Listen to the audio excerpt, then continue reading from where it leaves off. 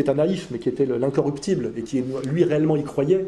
Parce que souvent, le sale boulot est fait par des purs qui y croient, manipulés par des salopards, qui les envoient sur un chemin de naïveté, et qui, quand ils ont fait le sale boulot à leur insu, sont détruits, vous voyez.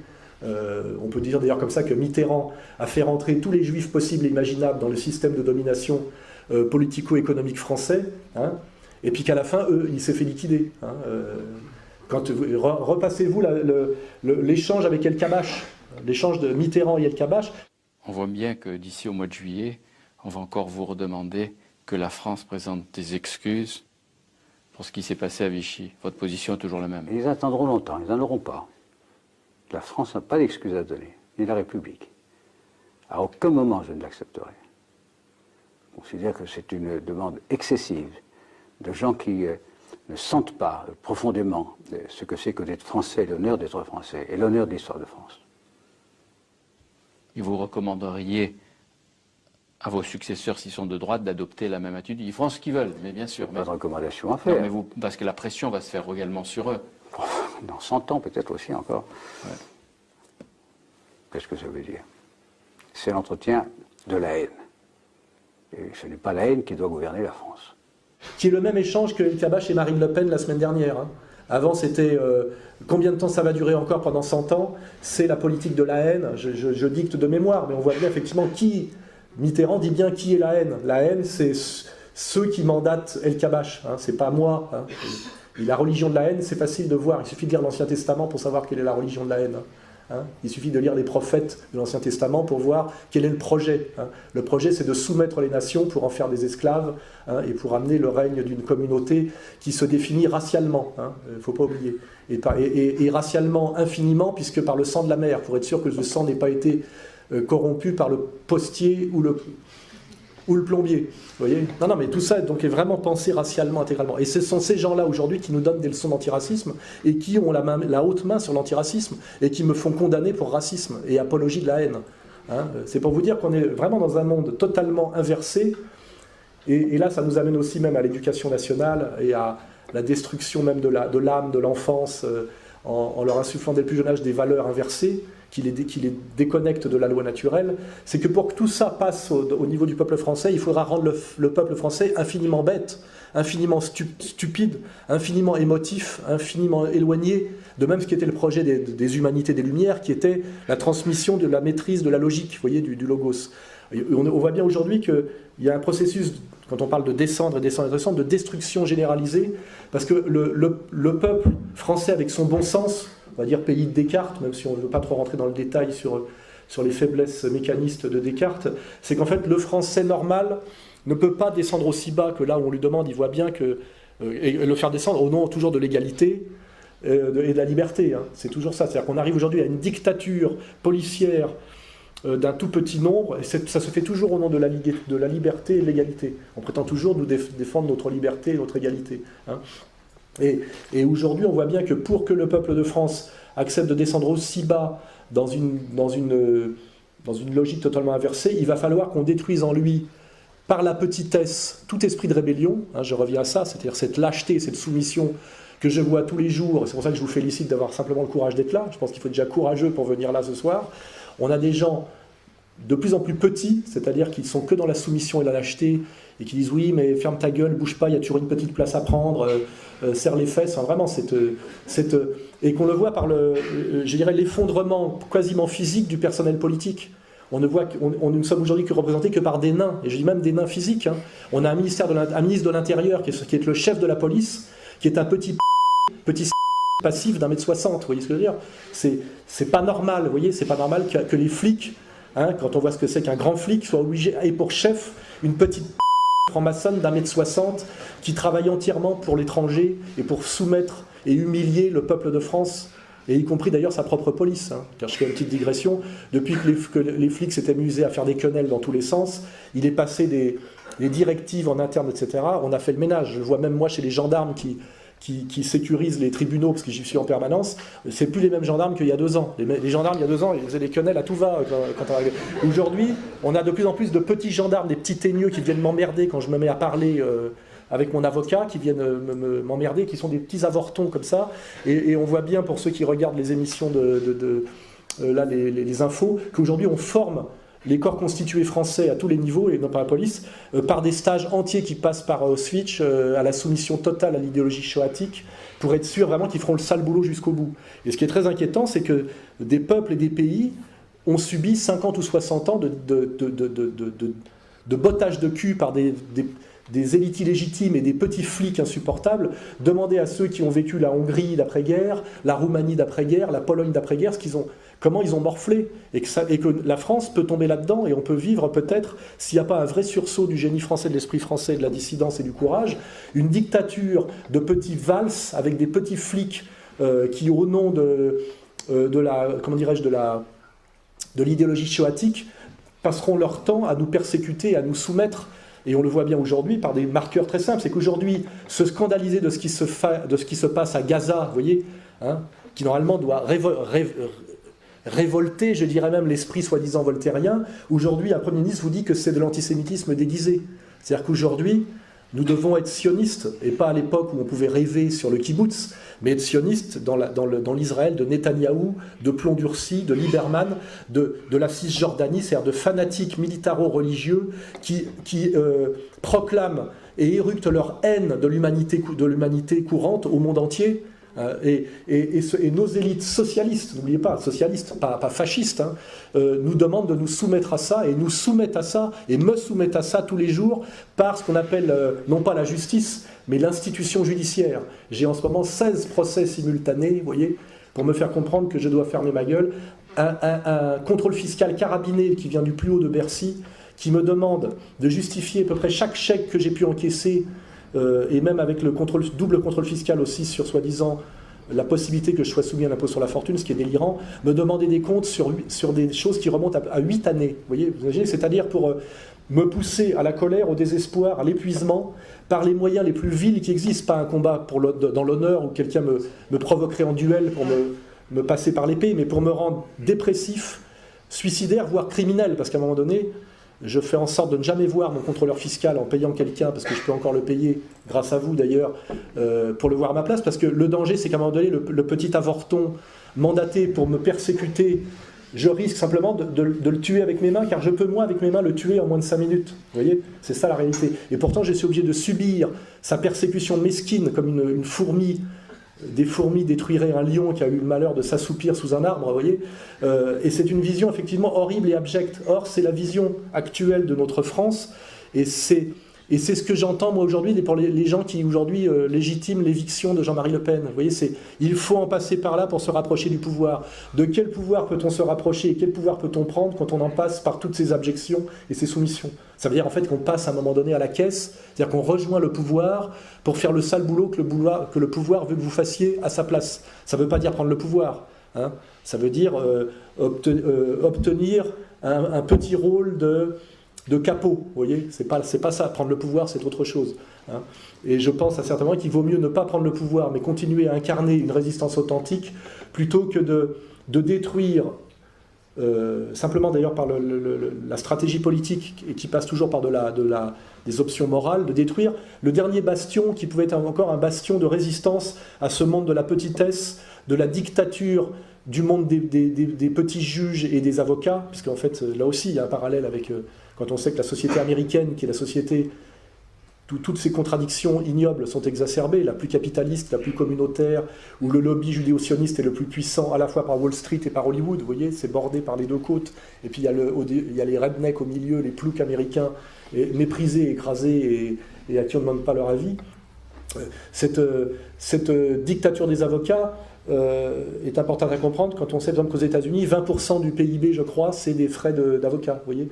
L'hyper-judiciarisation aujourd'hui, ce que j'écrivais en 2002 dans Jusqu'où va-t-on descendre, qui ne m'a valu à l'époque aucun procès, car c'était la tradition française de l'ironie et de l'esprit français, de pouvoir critiquer au nom de la liberté politique, par l'ironie du pamphlet, des options politiques qu'on estimait contraires aux nôtres ou au bien. Aujourd'hui, je ne pourrais plus écrire ce livre, il me vaudrait un procès par page. Et c'est en gros pour ça que les gens me disent aujourd'hui, vous ne faites plus le con du mois dans la vidéo du mois. Non, je ne peux plus, parce que systématiquement maintenant, sur ordre du CRIF d'ailleurs, qui ont dit on ne peut pas combattre Soral sur le fond, on n'a rien à lui répondre sur le fond, Hein. On ne peut pas le combattre même physiquement, on lui a envoyé des casseurs de gueule je ne sais pas combien de fois, ça ne marche pas comme ça, il ne se soumet pas par la peur physique, il ne faut pas oublier la notion de peur physique qui est importante aussi, on éduque les gens dans la trouille, ça va même jusqu'à la limitation des vitesses de voiture, vous voyez, il faut vivre sans risque d'accident aujourd'hui, vous voyez, c'est-à-dire sans panache, on apprend l'adolescent même à renoncer quelque part à ses idéaux d'adolescence intelligent, on apprend le jeune homme à se comporter comme une jeune fille, je le dis aussi, hein, on le voit même au niveau de l'enfance aux États-Unis, où on file des protocoles, il y a des protocoles de médicamenteux pour que les garçons se calment physiquement, pour qu'ils se comportent à l'école comme des petites filles, parce que c'est plus facile à gérer, ils sont moins explosifs dans la cour de récréation. On voit bien que le standard est aujourd'hui avec Belkacem, on le voit, hein. On le voit par les tentatives de ce qu'ils font dans les crèches, c'est que nous soyons tous des petites filles, vous voyez. Hein, et j'avais dit au niveau de la conscience politique dans un bouquin qui date de 1996 que notre destin est de devenir des jeunes filles bourgeoises de gauche, ce qui était vrai, hein, qui correspond à la conscience, à l'absolue absence de conscience politique, mais avec l'apparence de la conscience, hein, c'est Simone de Beauvoir, on va dire, hein, la sainte patronne de cet effondrement. On a aujourd'hui cette idée, effectivement, que nous devons tous être des petites filles, nous devons tous faire pipi assis, vous voyez, on voit bien hein, tout ça. Dévirilisation complète, destruction de l'esprit de grandeur, malgré dans le monde quand même de la quantité, apologie de la mesquinerie, de la petitesse, de la soumission et de la mentalité du petit chef, avec aussi un rôle important qui est je dirais l'agrandissement du secteur tertiaire et du monde des employés de bureau, qui est le monde des esclaves, des soumis et des petits manipulateurs. Une des raisons pour laquelle j'ai cet esprit que c'est que j'ai jamais travaillé, j'ai toujours refusé de travailler dans un bureau, j'ai toujours refusé par la motocyclette de faire de l'embouteillage en voiture, vous voyez, et je pense que ça m'a protégé de ce travail de lente soumission qui s'appelle le salariat, hein, n'oubliez pas, hein. Le cercle Proudhon d'ailleurs, les vrais syndicalistes révolutionnaires et les gens de l'ultra-gauche, justement, qui ne cautionnaient pas un certain marxisme, vous voyez bien qu'il y avait un lien intrinsèque entre le salariat et l'esclavage, vous voyez. Un salarié est un esclave, excusez-moi de vous le dire, ici, il y a 90% de salariés, quoi. Et vous le savez, et vous n'y pouvez rien, je ne vous accuse pas, mais vous fermez votre gueule et vous faites ce qu'on vous dit, et puis à un moment donné, d'ailleurs, quand vous avez bien fait ce qu'on vous a dit, notamment d'aider à la mise au chômage des autres, après c'est votre tour, vous voyez. Hein, vous regardez passer les charrettes jusqu'à ce que ce soit votre tour. Hein.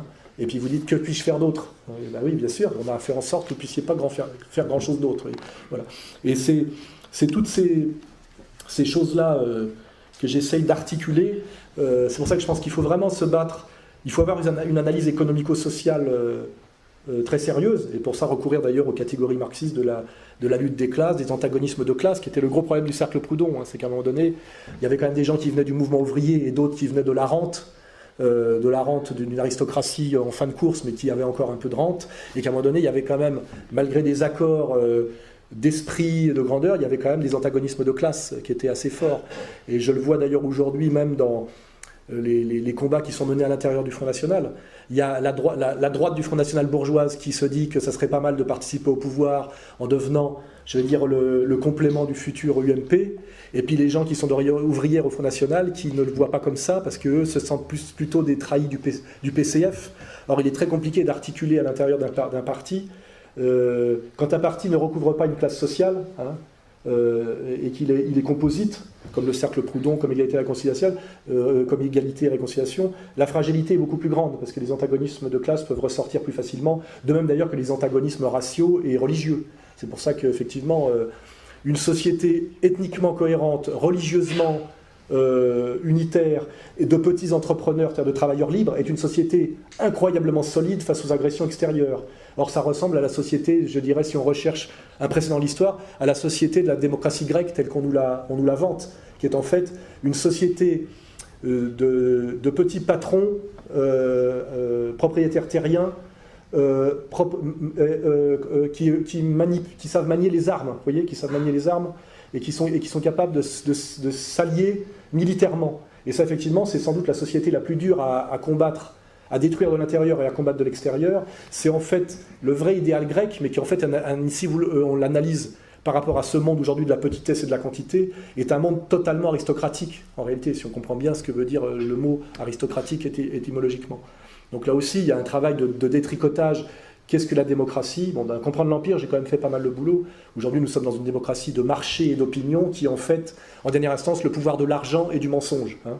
Le pouvoir de l'argent, c'est-à-dire des plus riches, qui prennent le contrôle sur les médias pour manipuler l'opinion par une idéologie d'opinion, une idéologie dominante, et qui est en fait le règne de l'opinion, qui est le contraire du règne de la vérité, qui, comme chacun sait, doit se chercher d'ailleurs, qui est un dur travail. Et donc nous sommes aujourd'hui, évidemment, dans la dictature de l'argent, relayée par l'abêtissement, par le mensonge. Hein. Et on voit bien que nos représentants politiques majeurs et nos représentants médiatiques majeurs incarnent totalement ça aujourd'hui, et qu'à la limite, la seule réaction qu'on a, souvent, c'est de se dire « je ne regarde plus la télé », j'essaie de fréquenter des gens qui partagent mes idées, donc on se rapproche du cercle R. Je vais essayer de me retirer même de la ville et essayer de devenir, de prendre la campagne étant abandonnée, il y a encore un petit espoir de ce point de vue-là, de faire de la permaculture dans une ferme en ruine qu'on aura rachetée. On est tous en train de penser à ce genre de projet, tellement la situation est, pour un être, je dirais, qui est encore un être humain, incarnant la loi naturelle, tellement la vie est insupportable. Et je le dis bien, la vie est insupportable non pas parce qu'on n'a pas à manger, personne aujourd'hui ne combat contre la faim dans nos social-démocraties libérales avancées. En fait, on combat pour la dignité, même si on n'arrive pas à mettre ce mot-là. On nous nourrit, on nous gave jusqu'à l'obésité, c'est aussi un lien. L'homme sans qualité, l'homme de la quantité, c'est aussi l'obèse, hein, c'est l'obèse américain. Hein. 130 kilos de junk food, con comme un balai, 8 heures par jour devant sa télé à zapper, consommant du sport sans jamais en faire. Hein. Regardez le commentateur de foot, il incarne parfaitement ça, le gros là. Comment il s'appelle? Ferme ta gueule, gros con, quand tu n'es même pas capable de courir le 100 mètres en moins de 20 secondes, comment tu peux te permettre de critiquer la faiblesse d'un joueur de niveau mondial parce que tu trouves qu'il rate de temps en temps un contrôle dans un match de la Champions League, qui est un match qui demande une technicité, une vitesse de jeu incroyablement. Il y a une obscénité, vous voyez. Qu'un ancien champion commente le football, c'est normal, vous voyez. Quand Zidane peut critiquer un grand joueur, mais quand un obèse se permet de le faire, j'ai envie de lui botter le cul, parce que je suis encore hanté, moi, par la loi naturelle. Je trouve que c'est obscène, vous voyez, c'est obscène, voilà. Et ce type-là ne le comprend même pas, il fait le malin, il est là, comme ça. Ça, normalement, ce type-là, il y a une certaine époque qui n'est pas si ancienne, les commentateurs de sport étaient d'anciens sportifs de haut niveau, très souvent, ou des types très humbles, qui étaient dans l'admiration des sportifs. Aujourd'hui, on a des blaireaux qui donnent leur avis à tout bout de champ, en se prétendant, et puis on organise d'ailleurs, vous voyez sur la chaîne qui est le 21, là, les mecs qui s'amusent à commenter le foot, de plus en plus de femmes pour commenter le foot. Voilà, enfin, on voit bien, toujours pareil, cette destruction des bastions où pouvait encore se réfugier, je dirais, l'âme humaine saine, parce qu'effectivement, au départ, le sport, c'est pas pour rien que l'aristocratie embourgeoisée anglaise, à un moment donné, a produit le sport comme pratique d'élite, parce qu'il fallait, je pense, une compensation à la laideur morale des élites capitalistes et aristocrates anglaises, qui est l'aristocratie la plus dégueulasse du monde, puisque c'est une aristocratie entièrement bourgeoise. Il fallait forcément rééquilibrer pour que ça reste des élites par autre chose. Et en même temps qu'ils se comportaient comme des porcs, ils se comportaient comme des porcs dans leur affairisme colonial de la société des Indes orientales ou occidentales. Ils faisaient du rugby à Oxford parce il y avait une intelligence de l'élite, vous voyez. Mais aujourd'hui, on le voit bien par nos élites à nous, qu'elles sont... on voit même par les élites journalistiques de Canal+. On n'a que des avortons arrogants, haineux et très souvent homosexuels d'ailleurs, hein, je le dis. Bon, je me fous, il n'y a pas de police des braguettes et tout ça, il y a une homosexualité grecque, enfin je veux dire, et virile et tout ce que vous voulez. Mais on voit bien aujourd'hui quand même que c'est des marqueurs, quoi. Voilà, que aujourd'hui, on a des petits trous du cul, c'est le cas de le dire, puisque c'est là que se situe leur vision du monde. Leur vision du monde, leur quant à soi et leur rapport à l'autre. Ils se définissent par... Bah oui, il faut bien se définir par quelque chose. Moi je suis écrivain, éditeur, homme public. Il y en a, ils se définissent, ils disent je suis gay. Donc je dis, ça veut dire qu'ils se définissent par leur trou du cul. C'est pas une pratique sociale, j'ai toujours dit c'est une pratique de loisir, mais tout ça effectivement montre bien effectivement une évolution du rapport à soi, du rapport à l'autre et de ce qui fonde, je dirais, l'être. Vous voyez, voilà.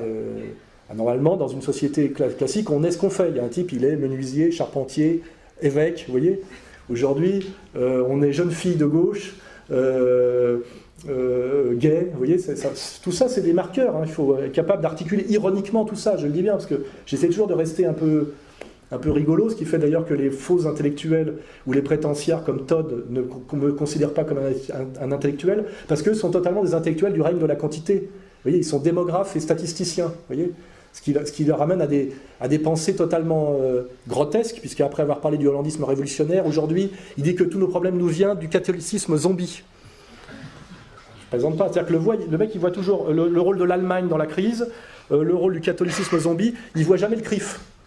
Mais bon, il est peut-être, je crois, l'arrière-petit-fils du grand rabbin de Bordeaux.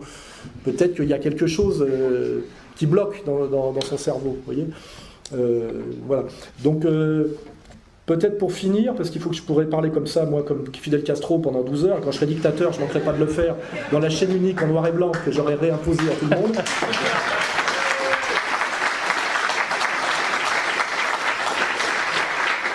Je voudrais parler d'une dernière figure, puisque là j'ai abordé des concepts, hein, la quantité, la petitesse, la dictature des avocats, Voltaire, des marqueurs comme ça pour vous, le CRIF, effectivement, la dictature du CRIF.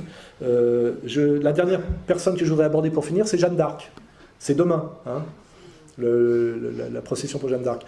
Comme je l'ai dit récemment, pourquoi je pense à Jeanne d'Arc de temps en temps, quand je vois le pauvre Le Pen dire Jeanne d'Arc au secours, quand je pense qu'il a donné le Front National à sa fille, en se battant pendant des années pour qu'elle arrive à prendre le pouvoir, parce que je vous garantis que personne n'en voulait au front, hein. J'y étais pour le savoir, il a fallu faire le ménage, et malheureusement virer tous ceux qui pourraient défendre Le Pen aujourd'hui, c'est tragique, car en fait il a tué et sorti du front tous les gens qui étaient contre Marine, et aujourd'hui il ne peut plus être défendu de l'intérieur, parce que tous les gens qui pourraient le défendre, c'est lui-même qui les a virés.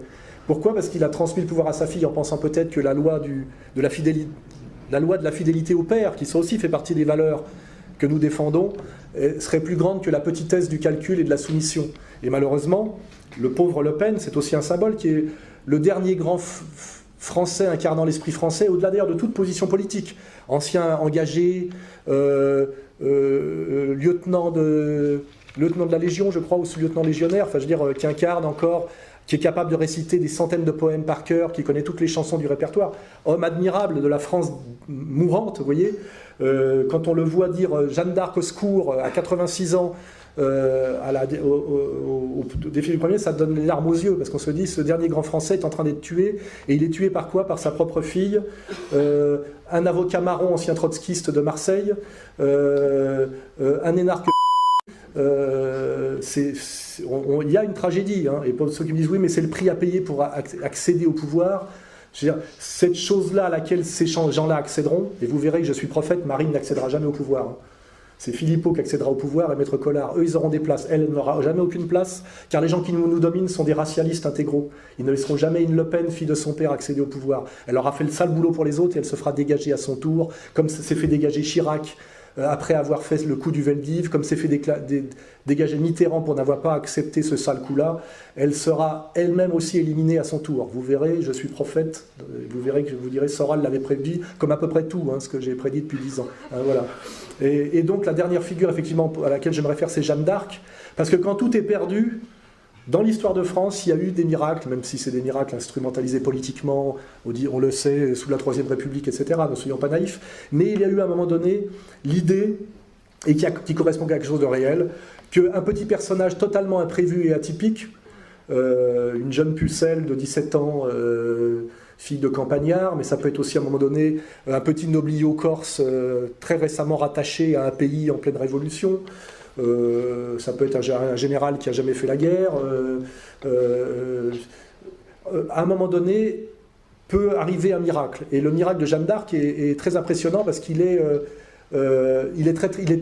très très improbable. Vous voyez, rappelons-nous en gros qu'à l'époque, la France était sous domination anglaise, 70% du territoire était passé sous contrôle étranger. Si on admet que Charles VII était la légitimité française, c'est sans doute en se référant à l'histoire de France telle que la conçoit Bainville, sans doute. Il y a des gens qui discutent que ça aurait été mieux qu'elle n'existe pas et que Charles VII disparaisse, ça aurait fait l'Europe plus tôt. Je pense que c'est la thèse de De Grelle même, hein, je crois, et que ça aurait été mieux que les Bourguignons avec les Anglais nous fassent un gros machin. On peut en discuter. En tout cas, ce qui est sûr, c'est qu'à un moment donné, un petit personnage improbable arrive à renverser la situation, alors que tout était perdu, comme aujourd'hui on peut dire. Les forces en présence sont catastrophiques, puisque même le Front National qui pouvait incarner l'espoir, aujourd'hui, on voit qu'au moment même où Marine accepte, après 10 ans de demande du CRIF, je le sais parce que j'ai assisté à la première réunion de demande, hein. J'y étais, la première réunion, on a dit, vous réintégrerez l'arc républicain le jour où vous tuerez le père.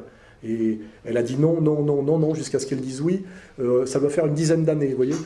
Donc aujourd'hui, on voit que après que Marine Le Pen ait tué son père, pour une faute qui n'en était pas une, hein, tout ce qu'il dit dans son interview de Rivarol est totalement ce que disent les intellectuels juifs de bon niveau dans les années 70 sur Pétain, ce que dit Zemmour aujourd'hui, enfin ça ne posait aucun problème en réalité. Hein. C'était juste le commentaire distancié, désabusé et très instruit d'un patriote français qui a une grande culture historique, hein, et qui remettait simplement les choses à leur place. Et de voir aujourd'hui que quelques jours après ça, Marine Le Pen est invitée aux États-Unis pour être décrétée un des 100 personnages les plus importants du monde occidental, dans une ignoble robe qui la fait ressembler de plus en plus à Madame Merkel ou à la future présidente des États-Unis si tout va pour le plus mal, c'est-à-dire l'hystérique Hillary Clinton. Vous voyez, il y a quand même un enchaînement mécanique des choses qui fait que on ne peut pas dire que simplement que c'est du complotisme, vous voyez, ou de la paranoïa. On voit très bien qu'il y avait des conditions à remplir pour pouvoir passer certains verrous, et qu'effectivement, le Front National, qui est le premier parti de France aujourd'hui, et qui a vocation à accéder au pouvoir, parce que ces fondamentaux, ces deux piliers qui sont lutte contre le mondialisme financier et lutte contre l'immigration, aujourd'hui qu'ils appellent l'islamisation, parce que ça plaît aux néoconservateurs et à nos élites juives sionistes, on voit bien que ces deux fondamentaux, tous les Français y adhèrent, c'est une réalité. Donc le Front National a vocation effectivement à accéder au pouvoir. Le problème, c'est comme me l'a dit Patrick Buisson lui-même, la dernière fois qu'on s'est vu, il m'a dit, parce qu'il est très intelligent, très cultivé, très ironique et très fataliste, ce qui l'a amené d'ailleurs à devenir le principal conseiller de Sarkozy, alors que c'est un type d'extrême droite, d'un antisémitisme forcené. Il m'a dit, tu verras Alain, en rigolant, le jour où le Front National prendra le pouvoir, et il le prendra, le président et le trésorier sont... Voilà, plaisanterie. Et en gros, c'est ce qui va se passer d'une manière plus ou moins directe ou déguisée. Voilà. Je sais que les propos que je tiens aujourd'hui peuvent me valoir pratiquement la prison, mais on en est là. Voilà. Donc, pour citer Jean-Marie Le Pen, pour qui j'ai un infini respect pour sa solidité dans la résistance et pour incarner peut-être le dernier dans le personnel politique, je veux dire cet esprit français, qui n'est pas tout à fait ce qu'incarne Dupont-Aignan, malgré ses petits efforts, quoi. Jeanne, au secours, voilà. Hein. On l'attend et peut-être qu'elle se présentera sous une autre forme. Hein, voilà. Et je ne pense pas que ce soit Marine Le Pen. Hein. Vous regardez Jeanne d'Arc, vous regardez Marine Le Pen en photo là aux États-Unis avec son espèce de robe de poufias. C'était... Non, mais je veux dire, à un moment donné, je suis désolé, hein, on est dans un monde de violence et d'incroyable dureté. Le Pen est tué par sa fille. Moi, je subis ce qu'on appelle le meurtre du frère par ma propre sœur. Vous voyez, on est quand même dans un monde où des gens qui sont cachés, infiniment mesquins, minuscules et cyniques et méchants, et d'autant plus méchants qu'ils sont minuscules, il suffit de regarder le physique d'Aziza et sa méchanceté. La dernière fois au tribunal, il m'a poursuivi jusque dans les toilettes où j'allais pisser, pour me dire, tu seras bientôt en prison, ça sera bientôt la prison. J'étais en train de pisser, j'ai failli me retourner pour lui pisser dessus, mais je me suis dit... Non mais vous imaginez le délire du type, il me suit jusqu'aux toilettes du tribunal, tu vois. Il est haut comme ça, hein. On dirait Max la menace, vous voyez. Et il me dit, ça va être bientôt la prison, comme ça, hein, genre, en jouissant comme ça. On est dans un monde quand même où on subit des violences incroyables et qu'on n'a pas le droit de se défendre. C'est-à-dire que moi, je passe mon temps à me faire donner des coups de pied à tous les sens du terme par des nains. Et si jamais je lève la main, je pars directement en prison. C'est ça. Et ça me donne le droit, je crois, de me faire un peu plaisir par ce qui est très français, qui est le verbe. Vous voyez, je ne fais jamais, moi, que parler sur un ton ironique et taquin, qui est en fait assez, pour les gens qui me connaissent et qui regardent mon travail objectif depuis 10 ans, assez dépourvu de violence réelle. En réalité, je suis parfois colérique, parfois émotif, mais je pense que je travaille, je finirai là-dessus, à la réconciliation nationale authentique. Je n'appelle jamais à la violence. Personne n'a jamais produit aucune violence en mon nom. Ça n'est encore jamais arrivé, malgré toutes les provocations et les manipulations. Et c'est là-dessus que je finirai. Bien sûr, n'oublions pas dans tout ça de rester français, c'est-à-dire plein d'ironie et de désir de réconciliation. Voilà, merci.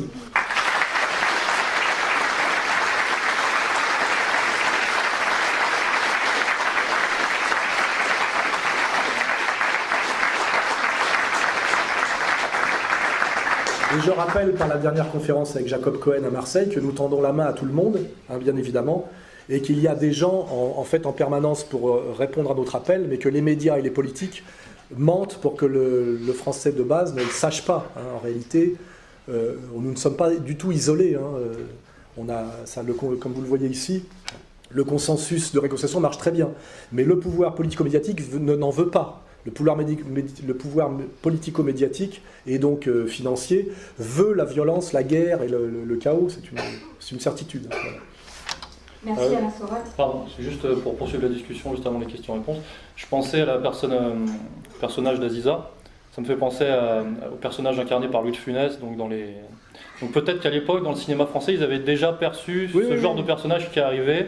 Et effectivement, maintenant, on est envahi de petits Louis de Funès, quoi. On a Meyer Habib, Aziza, le petit, à un moment donné, qui est à côté d'El Kabash, le petit blond à lunettes, et qui pousse El Kabash à poser la question à Marine Le Pen sur la Shoah. Il y a une dernière question, il me fait signe, Arnaud Le Parmentier. Oui, Angela Merkel va aujourd'hui visiter Dachau. Est-ce que vous avez prévu, vous, un jour, d'aller à Auschwitz ou dans un camp de concentration? Si vous voulez vous souvenir du monde de l'école, il y avait toujours au premier rang le faillot à lunettes qui balançait les autres à la prof, et quand la prof sortait, il disait, je sais pas comment il s'appelait, va au tableau, puis tu noteras ce qu'on parlait ou qu'on lançait. Et lui, c'était le type à qui on ne voulait pas ressembler et à qui on pétait la gueule régulièrement à la récré, vous voyez. Et c'était sa maman ou son papa qui venait le chercher avec le petit goûter, etc. Et cette figure-là, qui est le mec qui était au bas de l'échelle à l'école communale, je vous dis, à l'époque où on est dans la loi naturelle, vous voyez, le bon sens des enfants, ce type-là aujourd'hui a les pleins pouvoirs. C'est le modèle. C'est le modèle et il a les pleins pouvoirs. Quand est-ce qu'on va le remettre à sa place? C'est ça la bonne question. Hein. Moi, ça me fait penser à une formule de Pasolini qui parlait de mutation anthropologique pour l'Italie des années 70. Et effectivement, on subit ce genre de choses qui fait qu'on en arrive à ce genre de modèle pour notre société. Je voulais juste rebondir encore, parce que j'ai pris des notes et pour pas que ça ne serve à rien. Jeanne d'Arc, effectivement, vous l'avez dit, sa venue était improbable. Et ce côté improbable, c'est justement ce côté spécifiquement français. C'est pour ça que Jeanne d'Arc est française. Et je faisais aussi le parallèle parce que vous avez parlé du sport. Et effectivement, c'est dans le sport que se sont transposés comme un palliatif toutes les valeurs, toutes les dignités, toute la combativité. Et encore, on peut le vérifier dans les équipes françaises, on le vérifie encore, malgré tout, déjà. Il y a toujours ce côté imprévisible. Voilà, c'est quand au rugby, par exemple, quand on affronte les All Blacks ou des machins, de temps en temps on gagne. Voilà, ou handball, machin, on n'a pas le... Mais on est en train, on est en train de détruire ce refuge de la dignité du sport par le sport-spectacle. Hein, on voit bien aujourd'hui que si on prend une figure que j'aime pas du tout, qui est l'attaquant du Real de Madrid, là, Benzema, ça parle vachement d'argent, il n'y a pas beaucoup de respect pour la famille, sa manière de ne pas mouiller le maillot quand il est en équipe de France, on voit la manière dont il joue par rapport à la façon dont il joue à Madrid.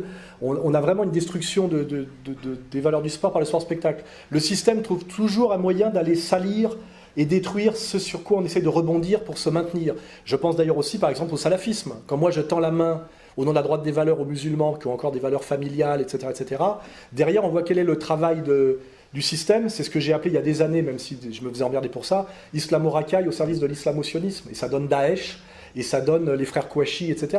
On voit bien qu'à chaque fois, notre système de domination, son travail c'est de salir et de détruire tout ce qui pourrait encore nous servir à nous relever. Hein. Et c'est vraiment un travail de laideur systématique et méthodique qui a quelque chose, je le dis bien, puisque c'est après avoir parlé de Jeanne d'Arc, je vais parler de la dernière figure qui est au-dessus de tout ça, c'est Satan. Il y a quelque chose de réellement diabolique dans tout ça. Hein. C'est vraiment la dictature de la laideur et du mal généralisé.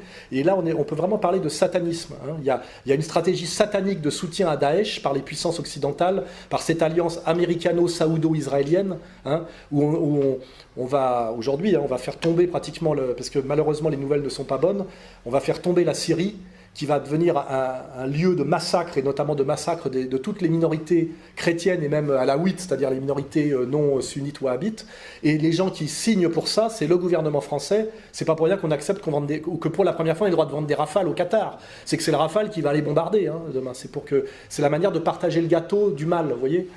Voilà, donc là je vais peut-être pas trop digresser là-dessus parce qu'il y a les questions, mais voilà, Satan, hein, Voltaire, Jeanne d'Arc, Satan, en fait c'est bien, on peut prendre comme dans un jeu vidéo, vous voyez des figures dans ce combat dans lequel nous sommes impliqués à notre petit niveau, mais c'est ça qu'il faut voir. Hein, voilà. Le pire c'est que ces gens-là le font en se servant, en manipulant le prestige, justement, le prestige réel qui existait dans ce que j'appelle l'esprit français. Ça me fait penser au film de BHL que j'ai vu, Le Serment de Tobrouk.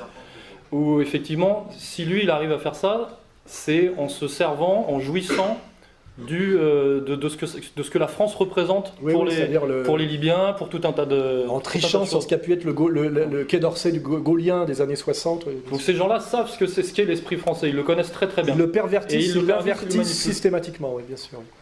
Et juste avant les questions... C'est l'affaire Charlie, bien sûr. Je voulais expliciter encore un tout petit peu sur les notes que j'ai prises par rapport à la vision du monde, le règne de la quantité, donc il y a aussi un bouquin de Guénon d'ailleurs. J'avais noté effectivement, c'est le monde de la valeur contre le monde des valeurs.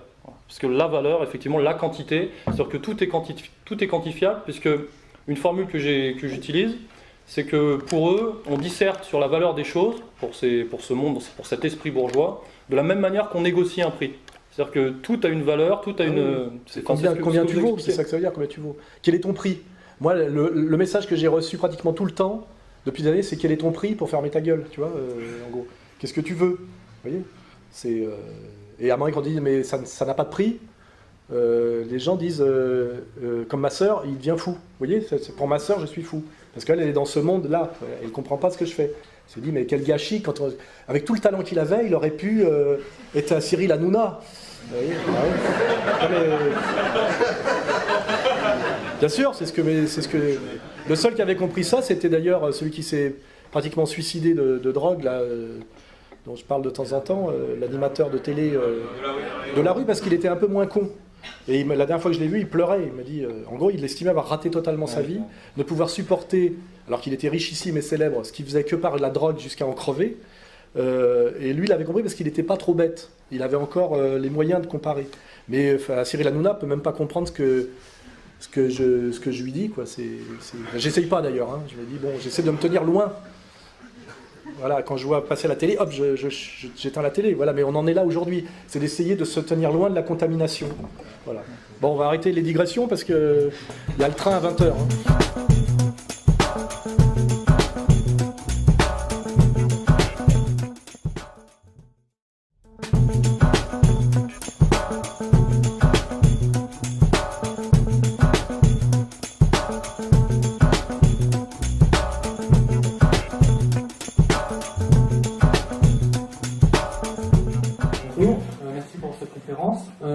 Moi, je avais une question. Comme le 5 pronoms comme ER, c'est une question de réconciliation nationale, c'est une question de mettre plus courant ensemble. C'est un petit peu ce qui avait essayé d'être fait avec le premier congrès de la dissidence. Malheureusement, ça a explosé en plein vol. Est-ce que vous pourriez nous donner une analyse de ce qui s'est passé dans la dissidence pour que ça s'émiette comme ça? Très bonne question, je voulais en parler, mais j'attendais qu'on me pose la question, parce que c'est tellement douloureux que je me disais on va forcément me la poser. Moi j'ai eu une logique de dire on va faire l'armée de Spartacus, l'union fait la force, on a un combat à mener, un ennemi puissant, donc on fait fi de nos égos et on y va, la fleur au fusil, enfin voilà, j'étais dans cet esprit-là, on va dire assez coubertin. Malheureusement, il y a, je vous dis, la contamination de la mesquinerie contemporaine qui nous dépasse tous et qui fait qu'à un moment donné, des gens que j'ai aidés à monter un peu, en diffusant leurs vidéos sur un site qui leur permettait de passer de 3000 à 40 000 vues, en les faisant nommer pour des quenelles, puisque c'est moi qui organisais les quenelles, il faut le savoir, qui choisissait les gens, faisait le texte de présentation, etc., pendant toutes les premières années jusqu'à l'année dernière. Donc je les aidais à monter dans la dissidence pour dire, voilà, on est... l'union fait la force. Or, à un moment donné, qu'est-ce qui s'est passé? La question de la rivalité mimétique, sans doute. Ils ont vu, non pas le combat à mener l'adversaire, mais moi qui ne suis rien, parce que ces gens n'étaient rien, ce qui n'est pas le cas de moi Dieudonné, qui étions quelqu'un avant la dissidence, et qui avons renoncé au monde médiatique normal pour mener un combat. C'est-à-dire que moi, je passais à la télévision, chez Ardisson, je vendais des livres, etc. Je venais pas de nulle part. Mais eux qui venaient de nulle part, ils se sont dit, tiens, avec des vidéos qui font 40 ou 50 000... un petit blog où on donne son avis et puis participe au truc des quenelles, on peut d'un seul coup devenir une petite vedette. Et donc ça veut dire d'un seul coup avoir des messages de soutien qui flattent l'ego, des messages de femmes, n'oubliez pas, qui d'un seul coup vous trouvent un charme que peut-être vous n'aviez pas avec vos 120 kilos à l'époque. Parce que ces gens qui m'ont trahi sont tous laids physiquement et obèses, il ne faut pas oublier. C'est important. Et puis d'un seul coup ils se sont dit, tiens finalement, Soral, on pourrait peut-être lui faire la peau. Il y a aussi l'idée de l'argent. Comme nous, on a monté une organisation économique pour pouvoir combattre, pour payer les avocats, les condamnations. Ils se sont dit, ils font de l'argent. Et alors là est arrivé aussi quelque chose, c'est des agents du ministère de l'Intérieur, il ne faut pas oublier ça. Le ministère de l'Intérieur, qui a monté une cellule qui travaille sur moi et Dieudonné parce qu'on les gêne, ils se sont dit, les attaques du système ne les affaiblissent pas parce que les gens qui les suivent ne se soucient pas des critiques du système. Mais par contre, si ça vient de la dissidence elle-même, ça peut être plus perturbant. Donc qu'est-ce qu'ils ont fait ? Ils ont approché des gens de la dissidence à qui ils ont dit, si vous continuez à inviter Renoir ou Forisson, c'est la prison, mais si vous vous mettez à taper en interne sur la dissidence, vous pouvez faire ce que vous voulez.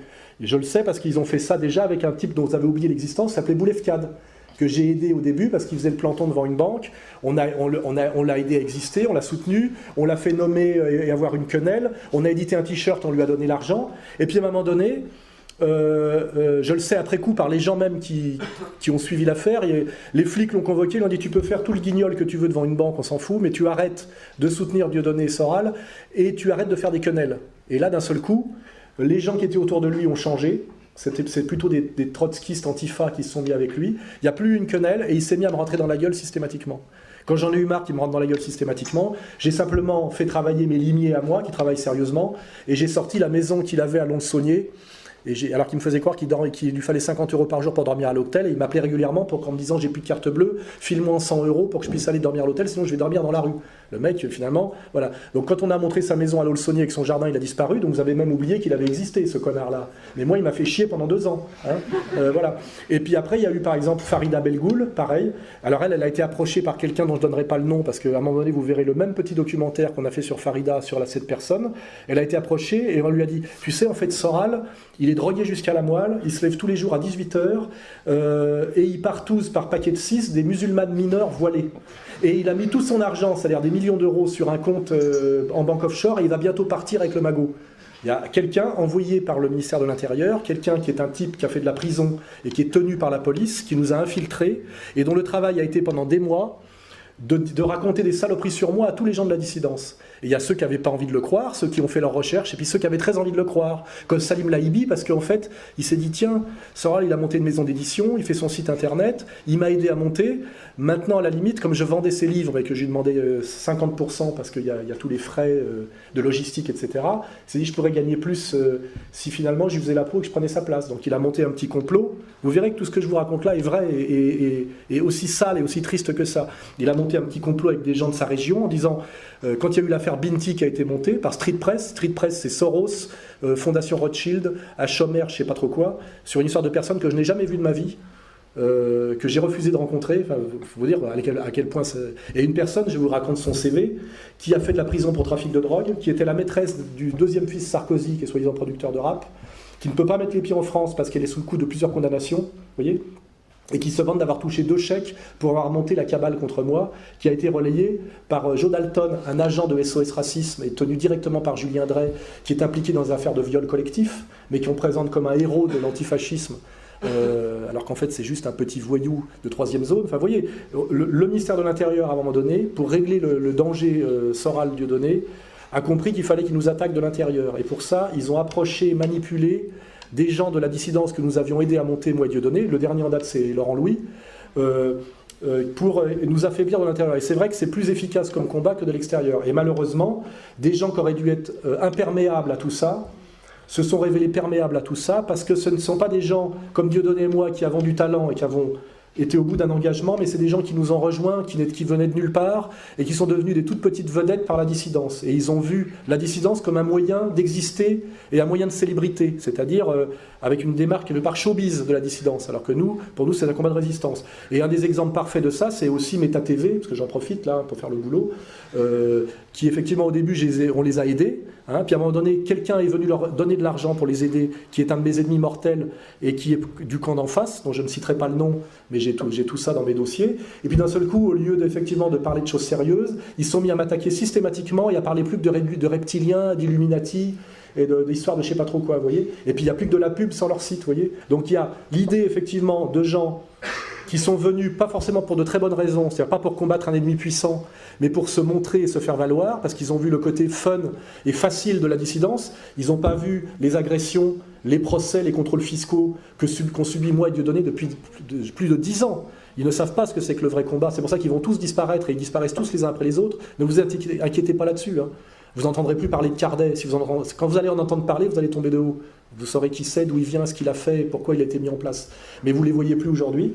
Ils ont fait leur sale boulot. Farida Belgoul, vous n'entendrez plus jamais parler. Vous verrez, c'est des gens qui ont été à un moment donné, que j'ai aidés, qui ont été retournés ou qui ont montré leur mauvais visage, qui nous ont combattus de manière très sale et très laide et très malhonnête, ce qui m'a évidemment nous a perturbés, moi et Dieudonné. J'ai eu Farida il y a quelques mois, en ce moment Dieudonné à Laurent Louis, qui l'attaque uniquement parce qu'il n'a pas eu le pognon qu'il voulait, c'est tout. Hein. Qui est un type sans foi ni loi, mais c'est pareil, on pourra aussi faire le travail documentaire, les témoignages de tous les gens qui ont travaillé pour lui pour montrer que c'est une ordure intégrale, qui n'a aucune idéologie, qui a trahi tous les gens qui travaillaient pour lui, qui a été de tous les combats les plus contradictoires, uniquement par mégalomanie et par folie, le côté belge, vous voyez. Mais tout ça, effectivement, nous affaiblit, est très pénible, et est très douloureux parce que des gens nous demandent des comptes, des gens se mettent à nous insulter, des gens se mettent à... Par exemple, moi je ne vais pas parler de moi parce que ça ne serait pas pudique, mais sur Dieudonné, je trouve ça scandaleux que des petits merdeux qui sont sur Facebook avec des pseudos se mettent d'un seul coup à attaquer Dieudonné, à lui manquer de respect, alors qu'il tient le coup depuis plus de 10 ans avec des persécutions que personne ici ne pourrait supporter, hein, des perquisitions, les flics qui débarquent, bloquer tous ses comptes en banque, plus de comptes en banque, est obligé de jouer dans un... N'oubliez pas comment il jouait dans un autocar, n'oubliez pas ça, vous voyez. Alors qu'il pourrait être le pote d'Hanouna et jouer dans Astérix 4, et gagner au moins 10 fois plus d'argent que ce qu'il en gagne aujourd'hui par son talent et son travail. C'est un énorme travailleur, Diodo. C'est un génie du comique et un type qui écrit un spectacle par an tout seul et qui joue 300 fois par an. Et moi, vous voyez, j'ai un respect absolu pour Dieudonné, dont je connais les défauts, comme j'ai un respect absolu pour Le Pen, parce que j'estime m'inscrire dans une tradition. Il y a des gens qu'on n'a pas le droit d'attaquer, parce qu'on doit d'abord penser qui on est soi. La question que vous devez vous poser, c'est est-ce que j'ai le droit, moi, en fonction de ce que je suis, de manquer de respect, d'attaquer, d'insulter une personne ? À un moment donné, c'est comme en boxe. C'est pour ça que moi j'aime les sports de combat. Dans les sports de combat, il n'y a pas de baratin. Hein. La hiérarchie, elle se fait sur le ring. Moi, je sais très bien, pour ceux qui ont vu récemment, j'ai fait une photo avec Ramon Dekers, avec qui j'ai passé une soirée. Je ne me permets pas de manquer de... Non, à Rob Kaman, excuse-moi, c'est encore la catégorie au-dessus. Je ne me permets pas, moi, de manquer de respect à Rob Kaman, vous voyez. On a parlé d'autre chose que de boxe, et je ne me suis pas permis de lui... J'ai évité de parler même de ses défaites face à Rufus, parce que je pensais que ça pourrait être un manque de respect, être douloureux, et qu'il aurait pu m'en coller une et qu'il aurait eu raison, vous voyez. Mais il y a des gens qui n'ont plus malheureusement ces valeurs, et malheureusement, il y a des gens qui prétendent combattre aujourd'hui un monde issu de mai 68, mais en fait, ils sont faits de mai 68. C'est-à-dire ce sont des ados égoïstes, pervers, mégalomanes et très fragiles. Et malheureusement, je vous le dis, on a, à un moment donné, parce qu'on a été trop gentil et trop idéaliste, on a en fait monter des gens dans la dissidence sans rien leur demander en échange d'autre que la loyauté qui devait être, je dirais, implicite. Je parle toujours de la loi naturelle. Il m'a paru à un moment donné absurde et délirant qu'un certain Salim Laibi se mette à me cracher à la gueule, à s'en prendre à ma vie privée, à mentir, à me diffamer. Déjà parce que dans l'islam, je crois que ça n'existe pas, comment dirais-je, la calomnie systématique. Ça n'existe pas aussi d'attaquer la vie privée des gens. Je veux dire, ça ne se fait pas. Et à un moment donné, je suis tombé de haut. C'est-à-dire, à un moment donné, je me suis dit, mais qu'est-ce qui lui prend ? Il est devenu fou. Voilà. Et je découvre à un moment donné que ces gens-là, en fait, pendant des années, ont été des petits secrétaires d'autres personnages, en l'occurrence Nab, et qu'en fait ils rêvaient un jour d'être plus que ce qu'ils sont, et que le moment donné, moi je les ai aidés à monter, et ben ils m'ont poignardé. Et j'insiste pour dire que ce n'est pas du tout rare ou exceptionnel. Toute l'histoire du monde n'est faite que de Caïn et Abel, de tout Coco et Philii, hein, de Brutus et César, de Marine et de son père, de ma sœur et de moi. C'est malheureusement la faiblesse humaine universelle, et c'est pour ça qu'il y a des valeurs et qu'on essaye de s'élever au-dessus, mais le monde n'est fait que de trahison, de rivalité, de Judas, de numéro 2 qui essaie de devenir de numéro 1. Il y a une époque, je me prenais dans la gueule un certain Marc Georges, qui avait été mon bras droit, que j'avais promu pour qu'il m'aide, etc., et qui a essayé de me piquer ma place, me piquer mon association, et qui, chaque fois qu'on lui tend un micro depuis 10 ans à Canal+, vient me cracher à la gueule, vous voyez. Et malheureusement, ça veut dire que quand on s'élève à un certain niveau de combat, ce que j'ai constaté, on a les coups qui viennent d'au-dessus, c'est-à-dire du système, et les coups qui viennent d'au-dessous de ceux des petits qui voudraient prendre votre place. Vous voyez, quand vous mais c'est par exemple, si je prends un exemple d'un gars d'origine ouvrière qui a eu des potes de sa cité et qui est content de réussir un peu socialement et de s'élever par son travail.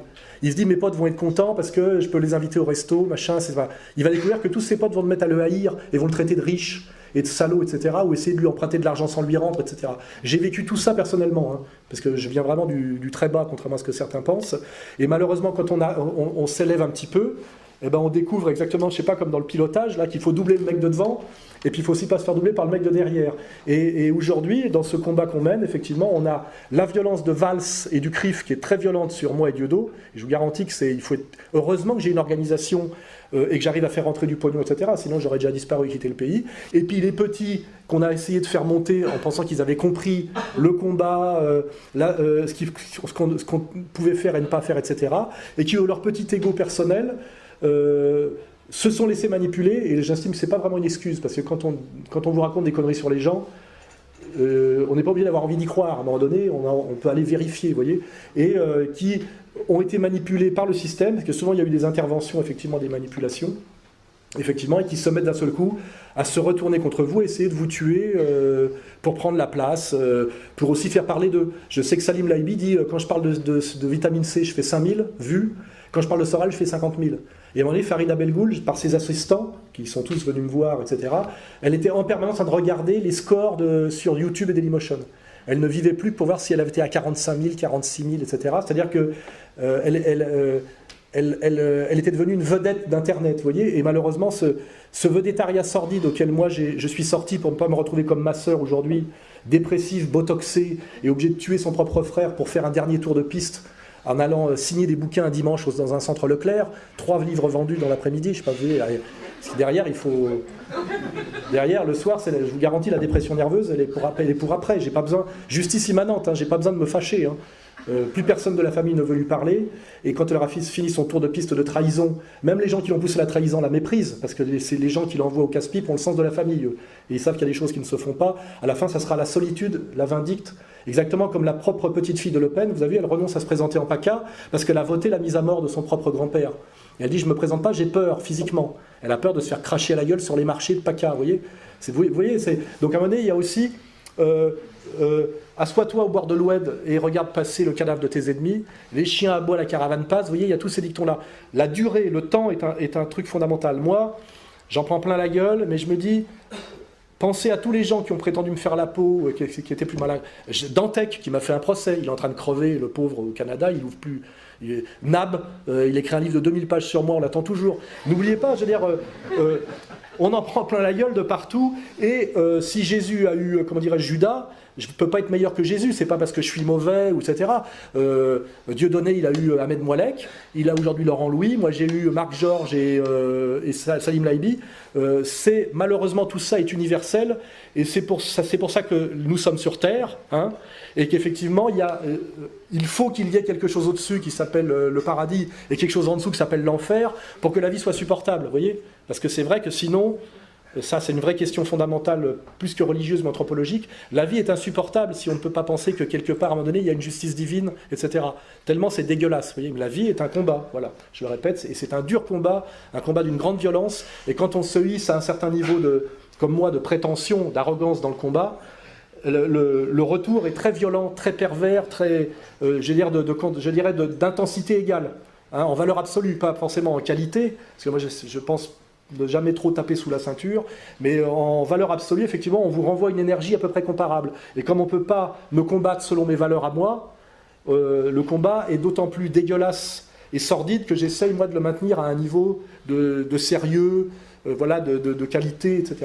Et donc, je dirais, en dernière instance, que tout ça est finalement, en termes d'énergie, en termes d'anthropologie, est normal, je dirais normal, quasiment éternel, ce que Nietzsche, dans une intuition très forte, appelait l'éternel retour, et que malheureusement on ne peut pas y couper, et que tous les gens qui ont tenté des combats qui peuvent être comparables ont subi à peu près le même genre d'épreuves, et je dis bien c'est des épreuves, et que vous devez surmonter pour prouver que vous êtes bien le combattant que vous prétendez être. En réalité, c'est comme dans une hiérarchie effectivement à l'ancienne, je suis effectivement un des chefs de la dissidence parce que je vais être attaqué et que je vais vaincre des gens qui ont prétendu m'attaquer et me vaincre, vous voyez.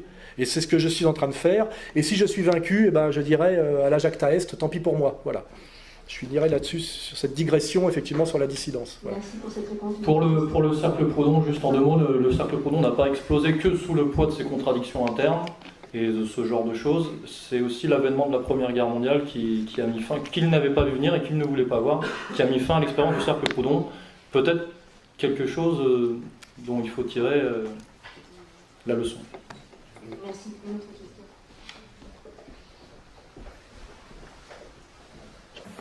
Bonsoir Laurent, je voulais vous poser la question si vous ne pensez pas que tous les problèmes que vous avez soulevés sont dus à la structure même de l'État.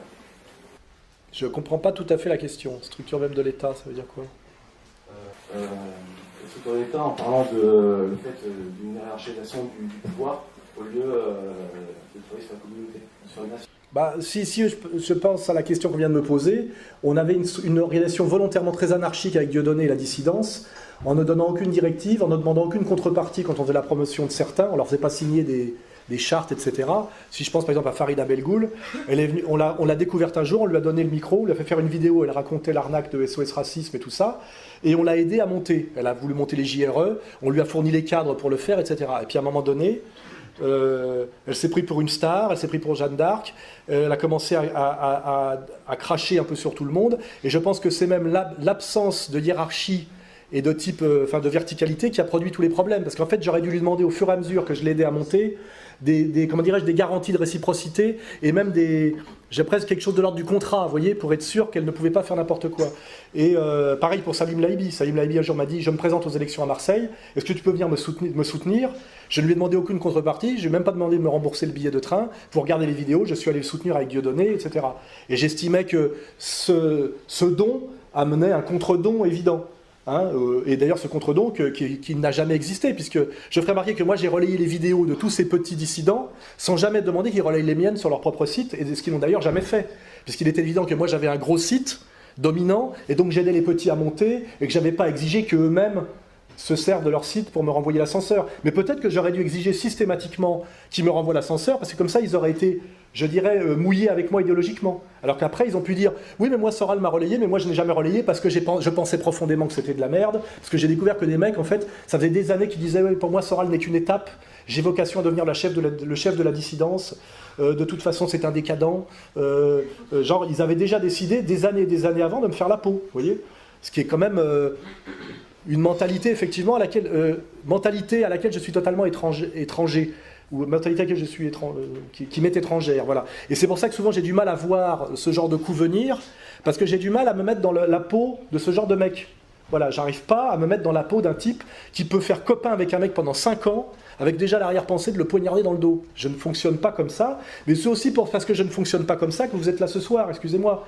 Je veux dire, il y a bénéfice à tout ça, c'est que il y a quand même une intuition profonde des gens qui se disent quand même Soral ne veut pas être tout à fait tout le mal qu'on en dit, parce que il y a quelque chose, voilà, il y a de l'intuition, voilà. Et je pense que les gens qui se comportent comme se comporte Salim Laibi en ce moment finiront par le payer, je crois, et je prie d'ailleurs pour ça. Et je vous le dis aussi, là, je suis gréco-romain, je suis plus gréco-romain que chrétien, je me réjouis de la défaite de mes ennemis.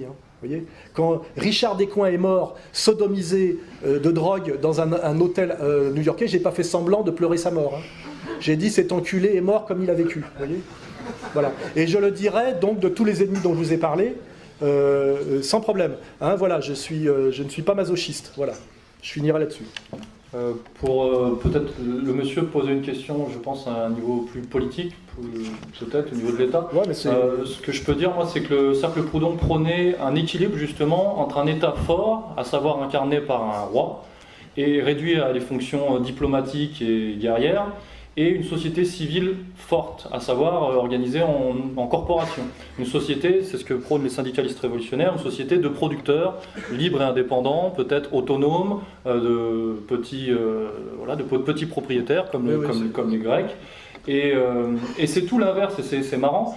D'où la citation de Maurras, la monarchie, c'est l'anarchie plus 1. L'anarchie plus 1, voilà. C'est ça que ça veut dire. Et c'est tout l'inverse de la société actuelle, parce qu'on nous vend cette société soi-disant libérale et avec un État qui nous protège, alors que en vérité c'est tout l'inverse. On a un État qui empiète sur la société civile, donc c'est tout ce qui est taxes, codification, voilà, tout. Et je le vis en ce moment parce que je travaille pour des petits artisans, des petits patrons, et ils se prennent ça dans la gueule, la libre entreprise. Donc il n'y a pas de libéralisme, il y a un monopolisme, et par contre on a un État supra-étatique, donc qui gère tout, et enfin voilà, tout est inversé, donc c'est un système hypocrite. Et effectivement, il y a un problème. Il y a un problème à ce niveau-là. Il y a aussi, je le découvre en ce moment par les contrôles fiscaux, là, la France est une dictature fiscale. C'est incroyable les pouvoirs qu'ont les fonctionnaires comment dirais-je, du Trésor public. Ils peuvent absolument tout vous faire, vous voyez. Vous arrêtez vos gosses, bloquez tous vos comptes, exigez le moindre rentrée d'argent sur des années, etc. Et un des moyens de terreur politique qu'il y a dans notre société bourgeoise, ignoble et mesquine, c'est la terreur fiscale. Tous les gens qui à un moment donné résistent d'une manière ou d'une autre se chopent un contrôle fiscal carabiné. Et je peux vous garantir que c'est vraiment une destruction de ce que pouvait avoir en vous d'humain par la mesquinerie. En fait, il vous oblige à descendre au plus bas niveau de mesquinerie en disant tu vas me dire quel est ce chèque de 132 € que tu as encaissé le 12 juillet 2012, d'où vient-il? Il vous oblige, et ce genre de questions, c'est pas une question, c'est des centaines de questions comme ça pour vous obliger à ramper et à devenir un tétard de la quantité et de la mesquinerie comme eux. C'est vraiment, il y a quelque chose de... Vous voyez, quand on parle des sociétés totalitaires qui torturent, etc., la torture fiscale est quelque chose d'infiniment subtil, mais de très très efficace. Parce que si vous vous soumettez à ça, vous êtes détruit. Et si vous résistez, vous êtes, comment dirais-je, hors la loi. C'est-à-dire que ça peut vous amener à la prison. Si vous refusez de répondre, par exemple, vous voyez. Et je suis confronté à ce genre de situations actuelles qui sont des sujets de réflexion très profonds. Hein, parce que vous arrivez avec votre virilité, votre bon sens et votre certitude d'être... Parce que moi, je ne suis pas un délinquant fiscal et en plus, je ne gagne pas beaucoup d'argent. Et vous êtes... c'est une attaque infiniment déloyale et sordide, vous voyez. Et ça vous submerge. Vous avez quelque chose, ça vous... Le danger, c'est la dépression. C'est vous dire, je veux bien me battre, mais donnez-moi une épée, vous voyez, donnez-moi un ennemi visible, vous voyez. Alors que là, c'est comme si on vous asseyait sur une termitière, vous voyez, ou un nid de fourmis rouges, quoi. Vous voyez, c'est vraiment très très humiliant et c'est fait pour ça. Voilà. C'est fait par l'État. C'est l'État, bien sûr, c'est l'État. Donc ça prouve bien que les petits politiciens sont au service de l'économique, et pas l'inverse. Merci. Une autre question?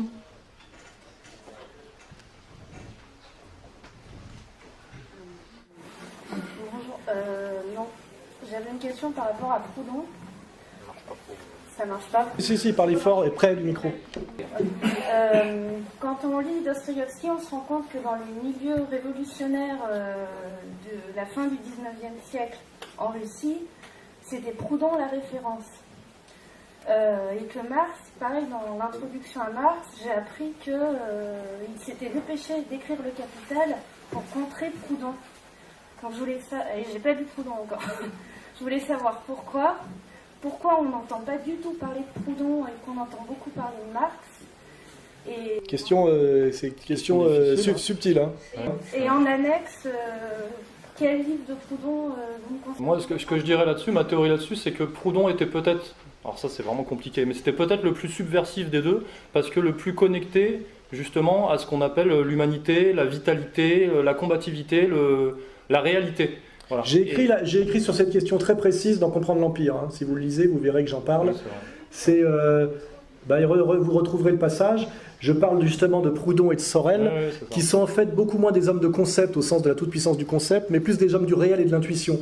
D'abord, ce sont des Français liés à la petite bourgeoisie. Alors que Marx, c'est la grande bourgeoisie juive assimilée allemande, qui finalement après écrit au British Museum, dans une bibliothèque, payée par son ami Engels, qui a de la fortune personnelle. Et il y a en fait, il y a aussi sans doute le fait qu'il y a chez Proudhon un antisémitisme forcené. Hein.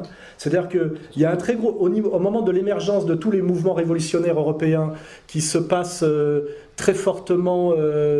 après l'échec de la révolution de 1848, on va dire, il y a une concurrence des révolutionnaires et des chapelles. Il y a Bakounine, il y a Proudhon, il y a Marx, etc. Marx s'est investi à un moment donné, quand il écrit le manifeste du Parti communiste, il est investi pour incarner l'élan révolutionnaire en prétendant à la scientificité, parce que c'est lui qui a le plus gros bagage philosophique. Et quelque part, il veut tuer ses concurrents. Hein. Et quand Proudhon écrit Philosophie de la misère, il répond par misère de la philosophie. Hein. C'est-à-dire, Proudhon n'a pas les moyens intellectuels de penser la modernité, etc.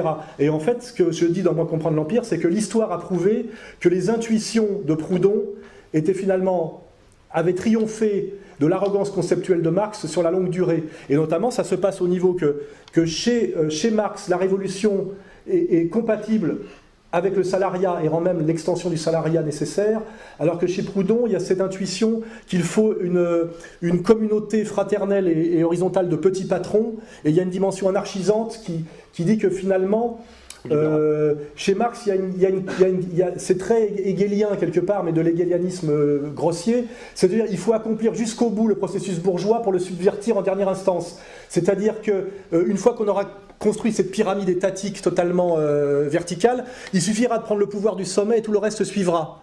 Alors que l'intuition de Proudhon, c'est de dire que ça sera la même chose, puisque ce qu'il faut détruire, c'est cette pyramide de verticalité. Et c'est pour ça que Proudhon, comme Sorel, et c'est sa référence d'ailleurs au monde gréco-romain, maintient toujours l'héroïsme contre le calcul tacticien-politicien, et maintient toujours l'alliance des petits producteurs indépendants contre l'extension du salariat. Hein. Et je pense que Marx, finalement, a aussi été peut-être plus aidé inconsciemment, consciemment par la haute finance cosmopolite, parce que sans doute que finalement, en dernière instance, il le trouvait moins dangereux, parce qu'il n'était pas nationaliste, il n'était pas petit bourgeois, il n'était pas antisémite, enfin il l'était d'ailleurs totalement, mais il était quand même juif. Ça aussi, on pourra revenir aussi sur le fait que Marx, c'est très ambigu, parce que la question juive, elle est très antisémite, mais pas de façon instinctive et petite bourgeoise et colérique comme Proudhon. Et donc, pour conclure rapidement, Marx a gagné un combat, je dirais, contre ses concurrents révolutionnaires. Alors la question, c'est de savoir pourquoi l'a-t-il gagné en dernière instance. Est-ce qu'il n'y a pas des gens qui avaient intérêt à ce qu'il gagne ce combat? Est-ce que c'est les hasards de l'histoire? Est-ce que c'est sa plus grande puissance intellectuelle? Parce que c'est quand même un génie du concept, c'est évident. Mais voilà, en tout cas, aujourd'hui, moi, je m'amuse, en tant qu'ancien marxiste-léniniste, j'admets que Sorel et Proudhon ont eu raison sur Marx, mais on peut l'admettre qu'aujourd'hui, avec le recul notamment de ce qu'a été le socialisme réel, on peut aussi donner raison à Orwell sur des gens qui le combattaient de la gauche, après, dans les années 50. Mais je veux dire, c'est des débats qui demandent un haut niveau de culture historique et philosophique sur tous les combats du mouvement ouvrier européen. Il faut vraiment s'intéresser à tout ce qui s'est passé au moins entre 1848 et le premier congrès de Tours, vous voyez. Et ça aussi, c'est une énorme culture que plus personne n'a aujourd'hui. Et qui est un peu perdue, vous voyez. Et puis ça aussi, ça demande beaucoup, j'insiste là-dessus, il faut des milliers d'heures de lecture, de travail, de réflexion pour maîtriser cette culture qui permet de parler à peu près sérieusement d'une réalité historique, d'une totalité historique. Il faut connaître l'histoire de la bourgeoisie, l'histoire du mouvement ouvrier, les luttes internes des deux côtés, l'histoire de la monarchie. Moi, aujourd'hui, je découvre encore des choses que je ne connaissais pas il y a 10 ans. Je me suis beaucoup cultivé sur justement le syndicalisme révolutionnaire et la pensée de Maurras, que je méprisais à l'époque où j'étais marxiste-léniniste, parce que pour moi tout ce qui n'était pas du concept pur était considéré comme de la branlette petite bourgeoise ou de la nostalgie de nobliaux des vaincus. Et c'est vrai qu'aujourd'hui à 56 ans, je me rends compte qu'il y a 10 ans, je disais encore un peu je pouvais dire certaines choses que j'estime aujourd'hui comme des conneries, même si c'était des conneries de bonne foi, etc. Ça demande énormément de travail, tout ça, malheureusement. Et on ne peut pas à la fois lire et s'engager politiquement. Il faut bien à un moment donné passer à l'action. Et si vous avez décidé de passer à l'action après avoir tout lu et tout compris, vous serez mort avant. Donc ça veut dire que c'est ça qui s'appelle la vie, c'est qu'il y a un pari, une prise de risque. Et c'est pour ça qu'en dernière instance, l'intuition est importante. Et la morale universelle est importante parce que, étant donné qu'on ne peut pas tout savoir et que le concept n'est pas tout puissant et que de toute façon le concept appuyé sur une historicité tronquée peut amener à des conclusions logiquement justes mais pratiquement fausses, hein, ça c'est aussi une discussion qu'on peut avoir sur la question de la logique. En dernière instance, c'est important, je dirais, la loi morale, vous voyez, c'est-à-dire de sentir des choses qu'on doit faire et pas faire, parce que finalement, l'idée de la fin qui justifie les moyens, qui est le discours trotskiste typique, ça c'est très dangereux. Voilà, je dis en dernière instance, comme on ne peut pas tout savoir et qu'on n'a qu'une vie qui est courte, vous voyez, hein, jusqu'à 18 ans pour être adolescent, pour se cultiver universitairement, vous avez 10 ans, et après il faut vous faire des enfants, et les nourrir, etc. Donc à un moment donné, c'est un conseil que je donne, il faut s'en remettre à son instinct moral, vous voyez, et toujours ne jamais sortir de la ligne il y a des choses qui ne se font pas, quel que soit le but, quel que soit l'ennemi, vous voyez. Moi, je n'attaque pas sur leur vie privée des gens qui m'attaquent sur ma vie privée, parce que je me dis, quand on commence à partir dans ce genre de déviation, on finira mal, vous voyez. Donc c'est tout ce que je peux dire. Sinon, effectivement, c'est des sujets très passionnants, très complexes, qui peuvent amener à des débats sans fin, qui ont fait d'ailleurs la grandeur de la France intellectuelle, où on avait des intellectuels de gauche, de droite, qui vont regarder les vieilles émissions très intellectuels qui étaient sur le service public il y a encore 20 ans, on peut être quand même impressionné par l'effondrement intellectuel de la France et par la haute tenue, même d'un point de vue de la maîtrise du langage, quand on voit ce qu'ont vu l'extrait qu'on a mis de Forisson discutant sur Rimbaud et Lautréamont, même si son interlocuteur est insupportable, il manie un français très châtié et il construit un raisonnement bien construit. Vous voyez, là, ce qu'on est sûr, en tout cas, quel que soit qui a gagné de Proudhon ou de Marx, la question aujourd'hui, c'est que plus personne ne lit ni Proudhon ni Marx chez les gens qui se réclament de la gauche. Ça, c'est une certitude et de la pensée de gauche. Hein. Et ça, c'est plutôt ça la vraie question aujourd'hui. Et donc, je vous remercie déjà pour être capable de poser votre question, qui prouve que vous vous posez des questions sur ces sujets. Il y a des gens qui ont renoncé depuis très longtemps, notamment au Parti communiste, au Parti socialiste et dans tous les mouvements syndicaux officiels. Hein. Ils ne connaissent rien de tout ça, ils n'en ont rien à foutre. Voilà. Sur l'intuition, et c'est là qu'on retrouve encore et qu'on voit encore une fois qu'on est dans le bon, qu'on est dans le juste, c'est que c'est effectivement quelque chose de mis en avant par le Cercle Proudhon sur le modèle de Bergson, parce que Bergson établissait une trilogie de l'instinct, de l'intelligence et de l'intuition comme des étapes de l'individu, mais des étapes aussi au niveau de l'humanité. Et pour ce qu'ont fait Berthe et Sorel, c'est d'appliquer ce modèle au socialisme. Et pour eux, le socialisme, c'est le moyen qui va permettre à l'humanité de passer au niveau de l'intuition. Parce que pour eux, l'intelligence, c'est justement l'esprit, c'est le mode de la bourgeoisie, justement, au niveau de l'histoire, si vous voulez, de l'histoire humaine.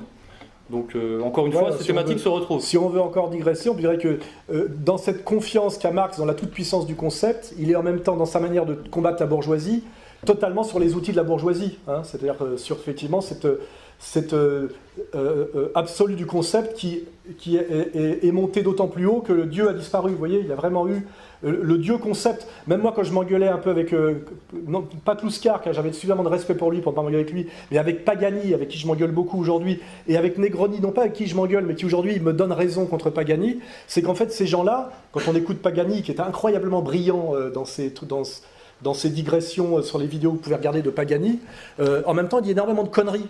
Parce que d'abord, il s'appuie sur des constats historiques qui sont souvent des constats militants, faux et totalement instrumentalisés. Et puis en même temps, il se gargarise lui-même de sa virtuosité conceptuelle pour oublier en fait que ça l'a, sur le plan pratique, ça l'a non seulement mené nulle part, mais il a toujours évité scrupuleusement de confronter sa virtuosité conceptuelle à la pratique. C'est-à-dire à l'engagement politique réel, ou même à l'engagement humain en créant une entreprise ou en prenant des responsabilités. Et ça, c'est intéressant, voilà, de dire où mène le concept absolu, souvent dans le solipsisme total, etc. Et moi, je suis d'une génération d'après, et je fais ce constat. C'est pour ça que aussi aujourd'hui, moi, je suis fier d'être petit patron. Je suis petit patron, vous voyez. Et ça me permet de voir aussi les choses différemment que du marxiste arrogant qui prétend penser la société capitaliste de tellement haut et de façon tellement abstraite qu'il ne sait même pas ce que c'est qu'un compte d'exploitation annuel, l'URSSAF, etc., etc. Et quand on a la modestie de s'immerger dans ce que c'est que l'entreprise, d'un seul coup, on voit les choses un peu différemment, on devient un peu plus modeste et on décale un petit peu ses positions politiques. C'est pour ça que l'intellectualisme, c'est la vision du monde et c'est la mentalité de la bourgeoisie, parce que c'est le règne de l'abstraction, de la théorie, du concept, du blabla, du bavardage. Et l'outil du marxiste-léniniste arrogant, chaque fois que son ennemi l'emmerde, c'était quoi? Traité de quoi? Petit bourgeois. Alors que finalement, le petit bourgeois sauvera le monde, je crois. Parce que le petit bourgeois, c'est l'entrepreneur, c'est le mec autonome économiquement, c'est pratiquement les gens qui sont ici, c'est le boulanger, c'est l'artisan, etc. La haine, le mépris, la mise à mort du petit bourgeois dans le marxisme-léninisme est très révélateur de quelque chose, vous voyez? C'est que finalement, il fallait mater cet insoumis qui posait problème à la dictature du concept, mais pas problème politiquement, mais problème d'un point de vue, je dirais, il montrait la fragilité et l'arrogance du concept tout-puissant. Voilà. Et aujourd'hui, on peut faire une réhabilitation a posteriori du petit bourgeois haï par toute l'école marxiste pendant pratiquement un siècle. Voilà. Et pour le livre de Proudhon, je dirais, parce que j'ai pas oublié, je dirais de la justice dans la Révolution et l'Église. Livre à lire, d'accord. Ouais, bah c'est pour ça que je conseille. Maintenant, je suis fier d'être un petit bourgeois. Merci pour la réponse. Une autre question?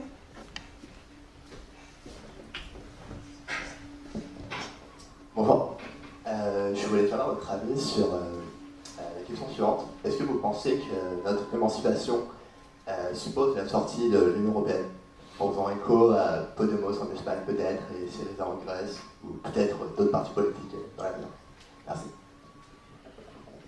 Ouais, moi, je réponds ça. Oui, je pense qu'il n'y a pas de solution d'émancipation sérieuse et de sortie du système de domination tel qu'il est si on ne sort pas de l'Union européenne. Après, c'est un dur combat politique d'y arriver et que si je veux donner une réponse sérieuse, il faudrait non seulement qu'on sorte de l'Union européenne, la France sort de l'Union européenne, mais que tous les pays majeurs de l'Union européenne, c'est-à-dire ceux constituent l'Europe des 6, sortent de l'Union européenne et en sortent en même temps. C'est ça la difficulté. Si on le fait tout seul, ça va être très douloureux. Il faudrait que la France, l'Allemagne, l'Angleterre, l'Italie et l'Espagne, on va dire en gros, il y a Luxembourg sans doute aussi, sortent de l'Union européenne en même temps. C'est-à-dire que non seulement il faut le faire, mais on ne peut pas le faire tout seul. C'est pour ça que le chemin est très étroit. Voilà. Et je pense qu'on le voit effectivement en ce moment avec l'expérience grecque. On voit des gens là en Grèce qui sont à peu près de bonne volonté peut-être au départ et qui essayent de combattre l'Union européenne mais sans en sortir.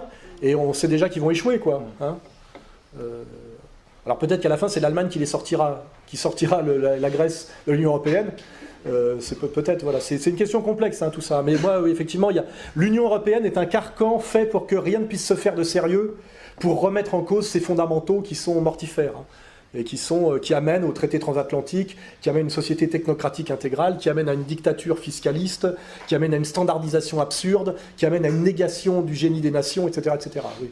Ouais, ça j'en suis sûr. Technocratie. Ouais, si la France sort de l'Union européenne, est-ce que l'Union européenne se casserait la gueule d'elle-même? Il n'y a rien de prévu, d'après ce que disait Attali, il n'est pas possible d'en sortir, ils ont fait exprès de ne pas envisager la question, et ils feront tout pour que ce soit jamais possible, c'est-à-dire ils pousseront au chaos, à la guerre, à machin, c'est comme ils veulent pas voir ils feront tout pour sauver l'euro, parce que s'ils admettent la défaite de l'euro et la fin de l'euro, ils admettent la défaite de tout le reste, ils sont prêts à ruiner les économies, à monter le chômage à 50%, ils sont prêts à déclencher des guerres civiles plutôt que de renoncer à l'existence de l'euro et non de l'Union européenne, les deux sont articulés, parce que ce sont d'une certaine manière des religieux laïcs. C'est une foi, l'Union européenne. Ce sont des hommes ce sont des, comment dirais-je, des dingos, quoi. Hein. Ils n'ont pas produit une rationalisation du réel. Ils veulent soumettre le réel à une rationalité totalement abstraite qui a à voir avec l'univers idéal des nombres et l'espace euclidien plan par rapport à ceux qui peuvent faire des parallèles avec la topologie, etc. Et ce sont des fanatiques, non pas des fanatiques du concept comme les marxistes-léninistes, parce qu'ils sont moins virtuoses intellectuellement et moins basés sur la philosophie, mais ce sont des fanatiques de la technocratie et donc du réel soumis aux mathématiques, ce qui a à voir d'ailleurs avec la pensée kabbaliste, hein, pour certains qui voudraient établir des connexions, et ils refuseront absolument d'en sortir, parce que sinon ça veut dire que c'est leur monde qui s'écroule, et leur domination qui s'écroule, parce que leur domination n'est légitime que parce qu'ils maîtrisent, soi-disant, un savoir qui permet la puissance et qui permet le pouvoir politique. Et donc, à un moment donné, si ils admettent la fin de l'euro et la fin de l'Union européenne, il faut qu'ils admettent leur fin politique à eux aussi. Et puis après, peut-être aussi le châtiment. Parce que le jour où d'autres prennent le pouvoir, ils vont peut-être montrer toute leur turpitude et tout ce dont ils sont responsables. Et ils ont très très peur de ça, il ne faut pas oublier. Parce que quand vous perdez le pouvoir, c'est pas seulement vous perdez le pouvoir, c'est que c'est plus comme du temps où à la limite on exilait Napoléon à l'île d'Elbe. Ça c'était la période, pour ceux qui lisent le grand, ce penseur allemand là, de théorie du partisan, Carl Schmitt, c'est qu'aujourd'hui on est dans l'ère du totalitarisme démocratique où quand on a vaincu l'ennemi, on le met à mort intégralement. Vous voyez ce que je veux dire? Avant, on perdait la bataille, c'était ok, vous avez perdu, le type rentrait chez lui. Vous voyez, aujourd'hui, si l'Union européenne s'écroule et l'euro s'écroule, les technocrates responsables de tout ça savent très bien que comme Hitler, à un moment donné, quand il perd, il faut qu'il se suicide, parce que sinon il sait ce qui l'attend. Je pense que les politiciens qui sont à la tête de toute cette saloperie mortifère et qui a produit que de la violence, du mensonge, etc., ont très peur, s'ils perdent le pouvoir, de ce qui pourrait leur arriver sur le plan de leur sécurité personnelle. Et on ne les laissera pas juste sur le côté du jeu. Hein. Voilà, donc on est dans une phase de lutte à mort, je dirais, d'une certaine manière, où ils ne veulent rien lâcher, parce que s'ils lâchent un peu, ils lâcheront tout, et derrière le lâcher tout, il y a leur destruction à tous les niveaux, je dirais symbolique et peut-être même réelle. Voilà. C'est pour ça que c'est une lutte à mort, hein, d'une certaine manière. C'est pas une discussion politique, il y a un truc qui passe. Vous avez bien vu, quand le référendum a dit non, ils ont passé outre, hein, et ils ont dit plus jamais de référendum parce que c'est plus gagné à tous les coups. Vous voyez. Et par contre, à chaque fois, il y a eu la trahison des élus, pour vous dire ce que c'est que la démocratie soi-disant représentative. Comme là, aujourd'hui, tout le monde dit que la loi sur la sécurité est anticonstitutionnelle, des hauts magistrats le disent, et quand même les députés l'ont voté les doigts dans le nez, de droite comme de gauche. Hein. Donc on a systématiquement des représentants politiques qui nous trahissent systématiquement. Il faut aussi te remettre en cause ce truc-là. Voilà. Et dans ce monde des mathématiques intégrales, c'est pas pour rien que le centre de ce monde est à Wall Street, et que c'est la bourse, et qu'effectivement c'est le règne des la chiffres, quantité, des nombres, des chiffres de la sur quantité, effectivement. Wall Street, voilà, la rue du mur, je ne sais pas, c'est peut-être le mur qui sépare les mathématiques. Il y a énormément de connexions entre la haute finance et l'idée totalement mathématique et abstraite de la haute finance et la pensée kabbaliste. Hein. Parce que la pensée kabbaliste, moi ce que j'en ai compris, c'est effectivement se substituer à Dieu en trouvant la formule mathématique magique presque qui permettrait de refonder le monde. Et de le dominer. Et de le refonder pour le dominer. Et c'est marrant parce qu'il y a les deux axes, il y a les kabbalistes et il y a Wall Street. Mais entre les deux, c'est la même dynamique. Mais par exemple, Attali fait la jonction entre les deux, par exemple. Voilà. Refonder le monde parce qu'il n'est pas assez bien. Pour eux.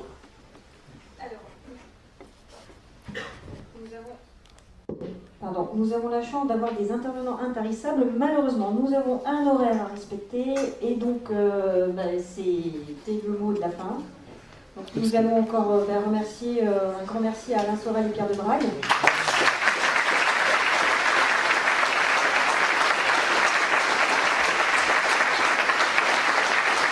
Braguette pour les intimes. Pas de police de Braguette.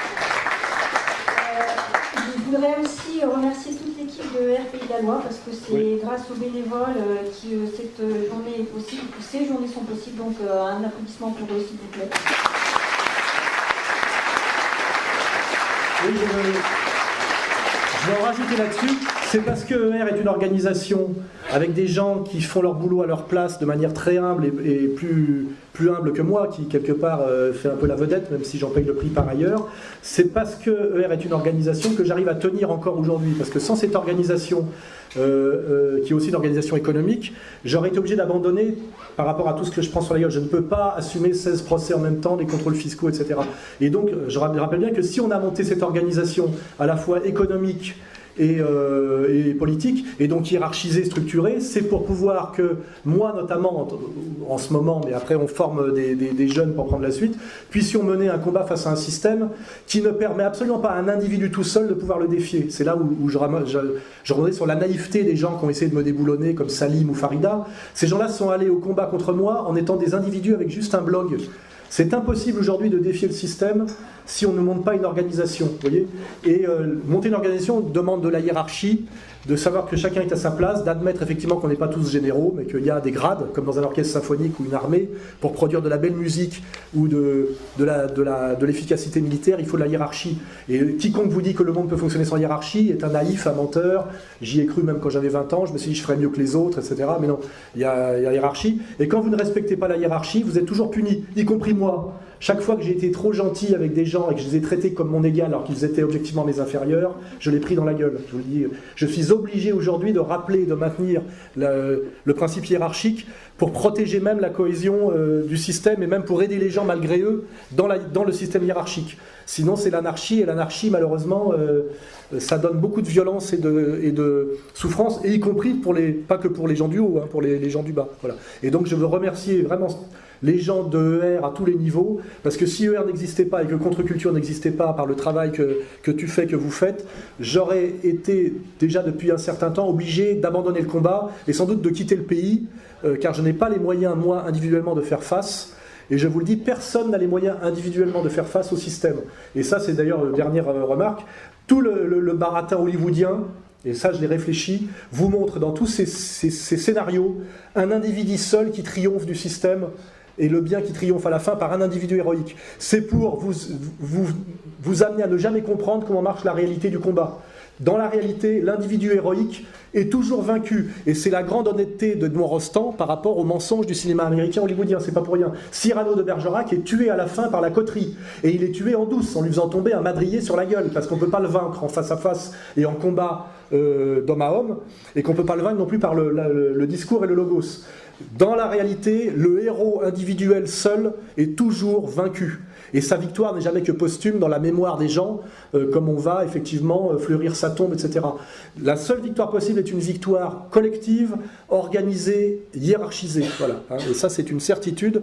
Et donc, je vous remercie de me permettre de ne pas être totalement vaincu aujourd'hui par ton travail et aussi par votre présence, hein, et par les livres que vous allez acheter et faire dédicacer, bien évidemment.